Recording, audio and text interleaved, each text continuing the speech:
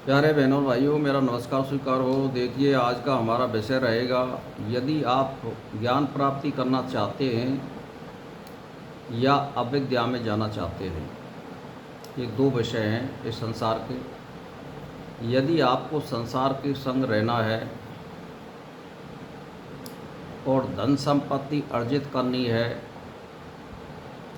शुभ कर्मों से करनी है या अशुभ कर्मों से करनी है,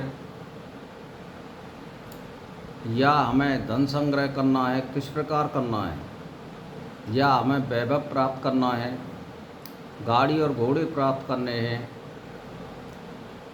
तो अविद्या में आपको जाना ही पड़ेगा। वहाँ बगैर अविद्या के काम नहीं चलेगा। और यदि आप विद्या चाहते हैं और ज्ञान प्राप्त करना चाहते हैं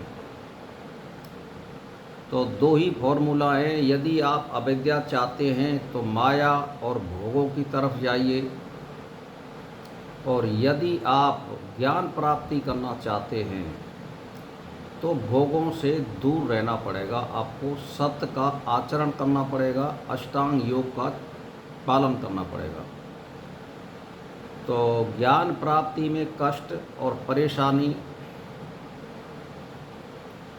और शारीरिक और मानसिक प्रारंभिक अवस्था में आपको ये झेलने पड़ेंगे। जब दीर्घकाल और निरंतरता आपके ध्यान और चिंतन में आ जाएगी तो फिर आपको कठिनाई नहीं होगी। शुरुआत में या आरंभिक अवस्था में साल, 2 साल, 4 साल, 5 साल तक आपको कष्ट झेलना पड़ेगा और पैसे का आपके यहाँ अभाव रहेगा। क्यों कि आप ज्ञान प्राप्ति चाहते हैं तो भोगों की इच्छा को त्यागना पड़ेगा। अब भोगों की इच्छा में सभी आ जाते हैं। अच्छे प्रकार के खाने का भी त्याग करना पड़ता है, अच्छे प्रकार के मकान का भी त्याग करना पड़ता है, और वाहन आदि सुख और सुविधाएँ इनका त्याग करना पड़ता है। परमात्मा के वश या भाग्यवश या हमारे कर्मवश जो मिल जाता है हमें उसी में संतोष करना पड़ता है। तब जा कर के ज्ञान प्राप्ति होती है, विद्या प्राप्ति होती है। बगैर कष्ट के और परेशानी के और तप के और त्याग के विद्या और ज्ञान की प्राप्ति नहीं होती है। और यदि आप भोगों में जाना चाहते हैं, माया में जाना चाहते हैं, तो फिर बस जो संसार में कार्य हो रहे हैं उसमें झूठ और फरेब का आलम्बन होता है। ज्ञान प्राप्ति में झूठ और फरेब से दूर रहना पड़ता है। आचरण करने पड़ते हैं शुद्ध, वाणी का, मन का, कर्म का, सबका ध्यान रखना पड़ता है कि कहीं कोई गलत कार्य ना हो जाए। इसीलिए आप चुन लीजिए। अब इस संसार में सभी मनुष्य ये चाहते हैं कि मैं धन संपत्तिमान बनूं और मेरी मान प्रतिष्ठा हो।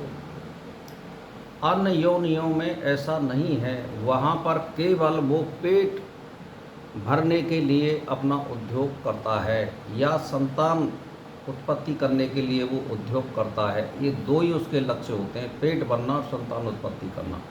संतान उत्पत्ति करना तो सभी होता है, आप मान के चलिए, और वो पेट भरने के लिए अपना कोई ना कोई उद्योग करता है।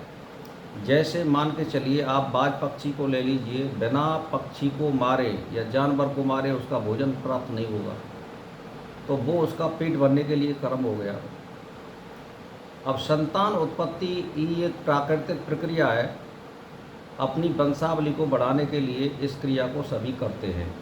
तो भाई आप सोच लीजिए, इस मनुष्य योनि में तो संतान उत्पत्ति भी करते हैं, धन संपत्ति भी अर्जित करना चाहते हैं, और मान सम्मान भी प्राप्त करना चाहते हैं, और शासन भी करना चाहते हैं, अपनी हुकूमत का डंडा चलाना चाहते हैं। इसमें बहुत कचरा बढ़ा हुआ है। वहाँ दो चीज़ें और यहाँ पर अनेकों सैकड़ों चीज़ें हैं।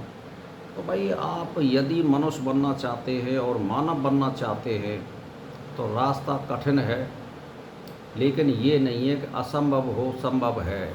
यदि आप कौन सा मार्ग चुनना चाहते हैं, यदि आप परमात्मा की और ज्ञान प्राप्ति की ओर जाना चाहते हैं तो भोगों से बिल्कुल दूर रहना पड़ेगा। और जिसने, मैं आपको बता दूं, शुद्ध रूप में, प्रकाश रूप में जिन्होंने मेहनत की है, अभ्यास किया है और आत्म साक्षात्कार जिनका हो गया है, तो मैं आपको लिख के दे सकता हूँ, उनको भौतिक संपत्ति प्राप्त नहीं होती है। बस भौतिक संपत्ति इतना प्राप्त होती है कि बस रोटी, कपड़ा और मकान, यानी साधारण तरह से वो जीवन यापन कर सकता है।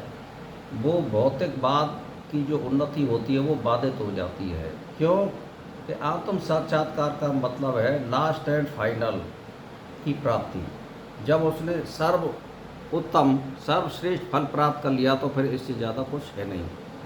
तो भाई और बहनों, बस मैं तो यही बताना चाहता हूँ, सोचिए समझिए और ज्ञान प्राप्त करिए और अपनी संस्कृति को बनाए रखिए और ज्ञान भी प्राप्त करिए। और ये आपके पास जितना भी धन दौलत, भाई भतीजा, ये आपके साथ में कुछ जाने वाले नहीं हैं। और आत्मा अमर है, ये केवल इस स्वरूप को त्यागती है। ये चलती चली आ रही है कब से और कैसे, तो बस यही सोच लीजिए। कोई यहाँ पर केवल अच्छे कर्म या बुरे कर्मों का संग्रह करके ले जाएगा।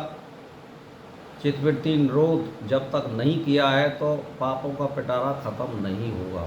और वो केवल अष्टांग योग और तप त्याग योग से संभव है, अन्य क्रिया से संभव नहीं है। और जो आदमी माया और अविद्या में जाना चाहता है, वहाँ ये चीज़ नहीं हो सकती है, ये निश्चित है। उस पर तप और त्याग योग नहीं हो सकता है माया वाले पे। तो भाई और बहनों, बस मेरा इसी के साथ नमस्कार स्वीकार हो।